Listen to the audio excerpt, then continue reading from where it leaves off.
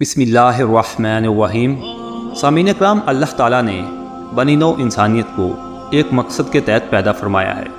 تو آج اگر ہم دیکھیں تو بہت سارے انسان اپنے مقصد حیات کو بھولے بیٹھے ہیں۔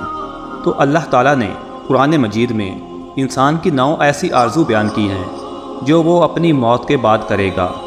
موت کے بعد انسان کی 9 آرزویں جن کا تذکرہ قرآن مجید میں ہوا ہے۔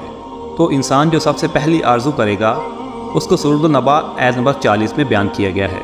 انسان یہ کہے گا کہ اے کاش میں مٹی ہوتا۔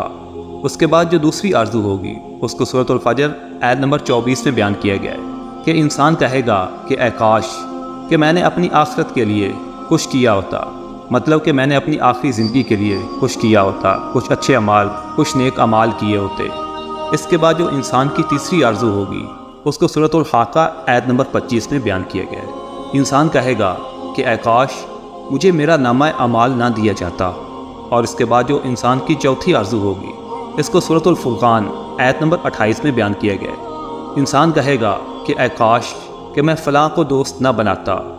اور انسان کی جو 5ویں آرزو ہوگی اس کو سورۃ الاحزاب آیت نمبر 66 میں بیان کیا گیا ہے۔ انسان کہے گا کہ اے کاش ہم نے اللہ اور اس کے رسول کی فرما برداری کی ہوتی۔ انسان کی جو 6ٹھی آرزو ہوگی اس کو سورۃ الفرقان آیت نمبر 27 میں بیان کیا گیا ہے۔ انسان کہے گا کہ اے کاش میں رسول کا راستہ اپنا لیتا۔ انسان کی جو 8ویں آرزو ہے اس کو سورۃ القاف آیت نمبر 42 میں بیان کیا گیا ہے۔ انسان کہے گا کہ اے کاش میں نے اپنے رب کے ساتھ کسی کو شریک نہ ٹھہرایا ہوتا۔ اور اس کے بعد جو انسان کی 9ویں آرزو ہوگی اس کو سورۃ الانعام آیت نمبر 27 میں بیان کیا گیا ہے۔ انسان کہے گا کہ اے کاش کوئی صورت ایسی ہو کہ ہم دنیا میں پھر واپس بھیجے جائیں اور اپنے رب کی نشانیوں کو نہ جھٹلائیں اور ایمان لانے والوں میں شامل ہوں۔ سامعین کرام، یہ وہ آرزویں ہیں جن کا موت کے بعد حاصل ہونا ناممکن ہے۔ اسی لیے زندگی میں ہی اپنے عقائد و عمل کی اصلاح کرنا بہت ضروری ہے۔